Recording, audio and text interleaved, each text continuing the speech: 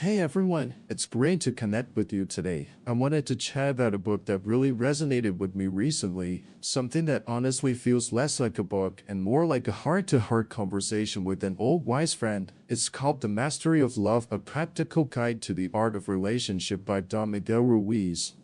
Now, you might already know Ruiz from his incredible work, The Four Agreements, and if you love that, this one goes even deeper, shining a light on something fundamental to all our lives, love and relationships. What struck me first about this book is its radical honesty.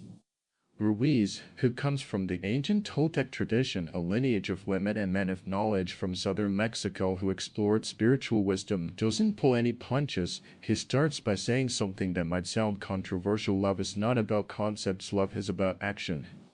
He challenges us to look beyond the romanticized, often painful ideas we have about love and instead see it as a constant practice, an art we can truly master. So, what's the big idea? Ruiz argues that most of us are living in what the Toltecs call the dream of hell. Imagine a planet where everyone has a painful skin disease, constantly hurting each other without realizing it. He says our minds are just like that, sick with a disease called fear, and our emotional bodies are full of wounds infected with emotional poison like anger, hate, sadness, envy, and hypocrisy. This fear leads us to create sophisticated denial systems, making us perfect liars, even to ourselves. Just to avoid the pain of our wounds, we wear social masks because it's too painful to be seen as we truly are. Now, you might be wondering, how did we get these wounds? Well, it starts when we're children. We're born innocent, naturally tuned to love, laughing, playing, and exploring. But then, adults who are already mentally sick with this disease of fear infect us. They hook our attention and teach us a program to repetition, using punishment and reward, much like domesticating an animal. This domestication creates a need for acceptance and a fear of rejection. We learn to pretend to be what we are not, creating multiple false images of ourselves to fit in. Ruiz calls this negative programming. Along with the internal voices of judgment and victimhood, the parasite. This parasite steals our vital energy, robs us of joy, and feeds on our fear-based emotions. It tells us we're not good enough, intelligent enough, or worthy of happiness, and because of this, we develop a harsh image of perfection that we can never live up to, leading to intense self-rejection and self-abuse. No one in the whole world abuses you more than you abuse yourself, he says, and our tolerance for abuse from others directly matches our level of self-abuse. Heavy stuff, right? The book then lays out a powerful contrast between the track of fear and the track of love. In the track of fear, relationships are full of obligations, expectations, lack of respect, pity, and a constant war of control. We try to control others, manipulate them, and get even for perceived injustices, often playing ping pong with emotional poison. This is where the story of the man who didn't believe in love comes in. He saw relationships as merely an addiction, a control game between a drug addict and a provider driven by fear of abandonment and manipulation. But the track of love is entirely different. It has no obligations, no expectations, is based on deep respect and compassion, is completely responsible, always kind, generous, and most importantly, unconditional. Ruiz makes a beautiful point: I love you for no reason, with no justification, and love you the way you are. And you're free to be the way you are. He uses the relatable analogy of a dog. We love our dogs unconditionally. We don't try to change them or expect them to be cats. Ruiz challenges us: why can't we treat humans with the same unconditional acceptance? This leads to a core teaching: happiness never comes from outside of us. The story of the man who finally found love but broke the star of happiness by placing it in his partner's hands illustrates this perfectly. We're responsible for our own happiness. This resonated so deeply with me. We often expect our partners to make us happy, when true happiness is the result of your love coming out of you.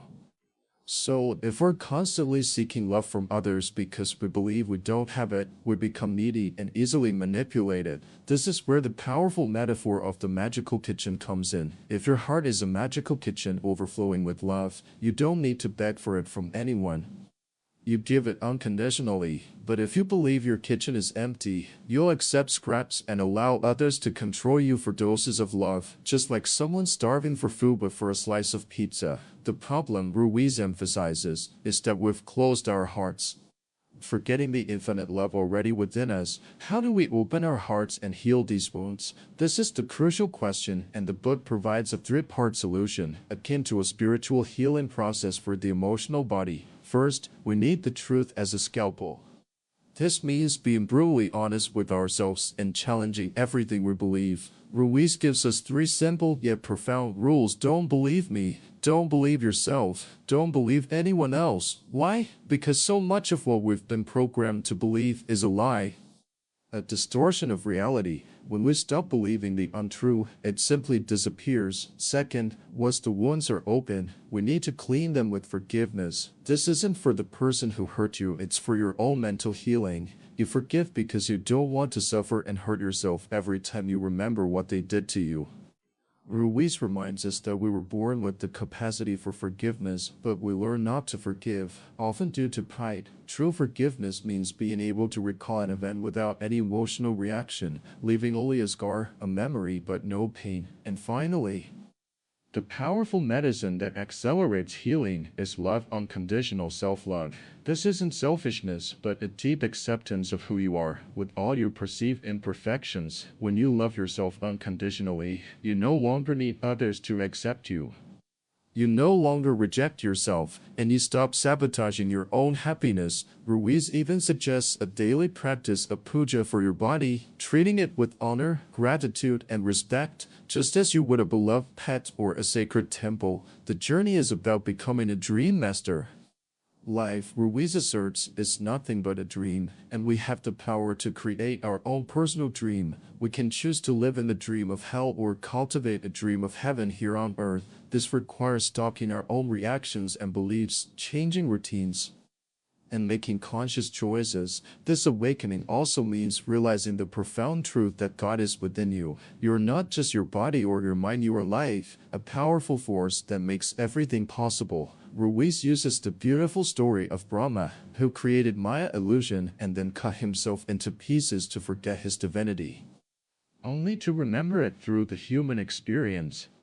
When you awaken, you reclaim that divinity, realizing that God is no longer there outside you. So what's the takeaway? This book is a profound invitation to transform our lives, starting with ourselves. It tells us that we don't have to suffer. We can heal our emotional wounds, forgive ourselves and others, and cultivate an abundant, unconditional self-love that then naturally extends to everyone and everything around us. My advice to you, if you choose to pick up this book, is to approach it with an open heart and a willingness to challenge your deepest beliefs.